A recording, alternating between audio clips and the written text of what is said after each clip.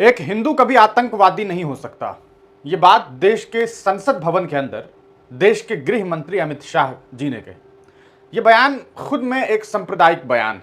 ये बयान बताता है कि किस तरीके से आप आतंकवाद को धर्म के आधार पर डिफाइन कर रहे हैं।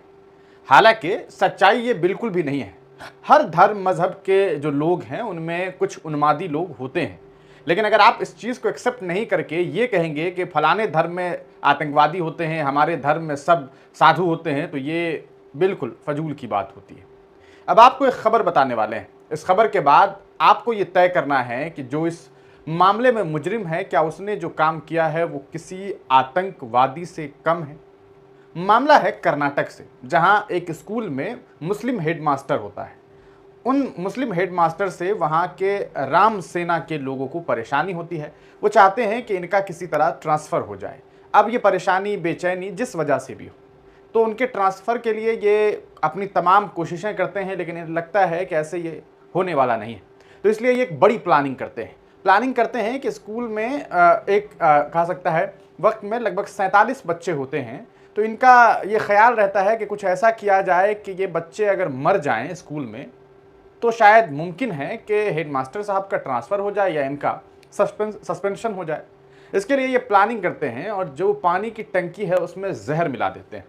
जहर मिलाने का मकसद ये होता है कि बच्चे पानी पिएंगे, बच्चों की तबीयत ख़राब होगी, उनकी डेथ होगी, उनकी मौत होगी। सारा का सारा कहा सकता है जो पूरी की पूरी जो लोकेलिटी है, पूरी जो मीडिया है, वो अचानक से वहाँ फोकस करेगी और फिर सरकार और शिक्षा विभाग सबकी नज़रें पड़ेंगी। तो वो जो मुस्लिम शिक्षक हैं, हेडमास्टर हैं, उन्हें या तो वहाँ से निकाल दिया जाएगा या ट्रांसफ़र कर दिया जाएगा। ये प्लानिंग होती है, लेकिन जहर मिलाने के बाद अचानक स्कूल के बच्चों की तबीयत बिगड़ती है। इस बीच लगभग 11 बच्चों की तबीयत काफ़ी बिगड़ जाती है और उन्हें वहाँ एक अस्पताल में एडमिट कर दिया जाता है।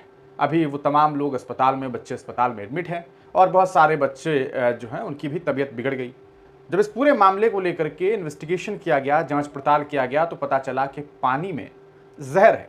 फिर प्रॉपर इन्वेस्टिगेशन के बाद पुलिस प्रशासन ने 3 लोगों को गिरफ्तार किया, जिसमें राम सेना के अध्यक्ष हैं, उनका नाम है, यहाँ आप देखिए, सागर पाटिल साहब। ये पूरा का पूरा मामला जो है वो कर्नाटक में बेलगावी एक जगह है, वहाँ एक जगह है हुलीकट्टी, वहाँ के एक स्कूल में ये सारा कुछ होता है। और श्री राम सेना, मैं राम सेना कह रहा था, श्री राम सेना में अध्यक्ष है सागर पटेल। वो अपने 2 दोस्तों के साथ, कृष्णा मरार और एक है नगन गौरा पाटिल, तो ये सब मिलकर के इतना घटिया काम करते हैं।